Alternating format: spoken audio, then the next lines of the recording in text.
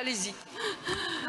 Madame le maire, chers collègues, la délibération qui nous est soumise fait apparaître qu'aucun nouveau projet n'a pu être engagé de 2020 à 2022 dans le cadre du programme Ville d'art et d'artistes depuis la dernière en date, inaugurée en septembre 2019 sur le parvis de la gare Lille-Flandre. Ce n'est évidemment pas critiquable en soi, mais nous invite à réfléchir à l'entretien et à la pérennité des œuvres existantes, à leur sauvegarde ou leur restauration, afin d'embellir chaque jour notre ville, dans les limites des budgets contraints par la crise que nous traversons. Je vous décrivais en décembre le havre bucolique du square Richebé, cher à monsieur l'adjoint à la sécurité. Je m'attarderai aujourd'hui sur la station Lille-Europe du métropolitain, traversée chaque année par la foule des voyageurs issus de nombreux confins ou s'y dirigeants. Aucun de nous n'a pu utiliser cette station sans avoir en mémoire la belle et grande fresque réalisée par Jean Patou, imprimée sur bâche d'une surface globale de 2300 mètres carrés, où l'artiste a souhaité reconstituer le monde, en y insérant plusieurs édifices emblématiques de notre ville, dont le Beffroi, la Grand Place, la regrettée Huîtrière, tant appréciée de votre prédécesseur, qui précisément avait imposé le choix de Jean Patou à l'architecte Remens d'Irem Koulas.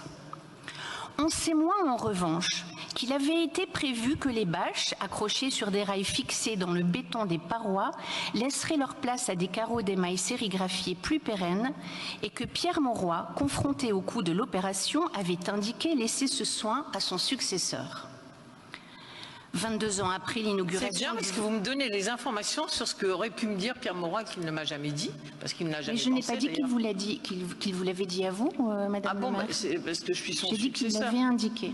Ah bon, bah vous me donnerez les informations. Peut-être ne savait-il pas que vous seriez son successeur. Mais peut-être l'a-t-il indiqué comme quelque part pour que vous le sachiez.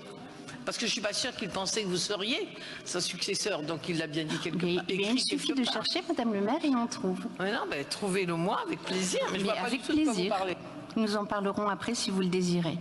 22 ans après l'inauguration donc du 27 octobre 2000, les couleurs pâlissent et les bassins prévus pour refléter les fresques ayant doublé l'image sont dégradés et souvent enlaidis de détritus.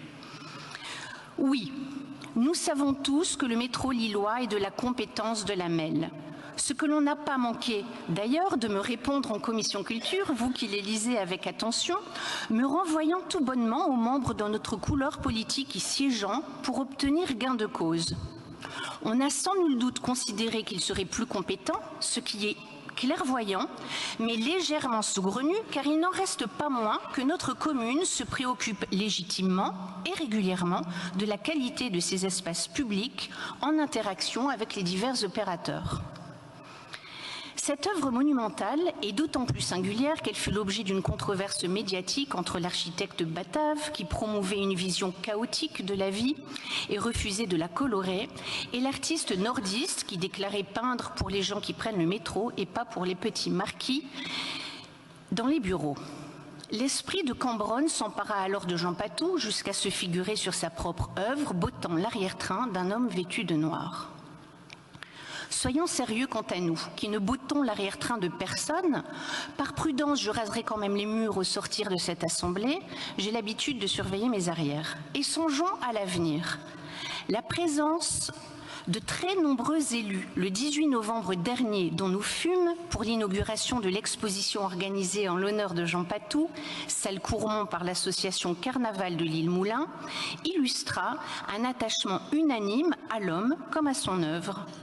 Il est, nous le savons aujourd'hui, âgé de 82 ans.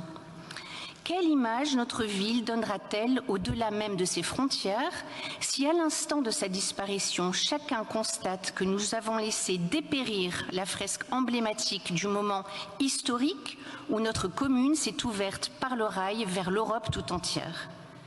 Quel triste symbole serait le triomphe de l'homme en noir sur les couleurs d'une vie joyeusement offerte aux yeux de milliers de voyageurs? Ainsi, vous suggérais-je, Madame le maire, d'user de votre entre-gens pour obtenir des autorités compétentes qu'elles se préoccupent de conserver, de rénover ou de reproduire cette œuvre, presque unique au monde par sa nature et si chère à nos concitoyens, si tant est que l'on retrouve les originaux, nous dit-on, perdus.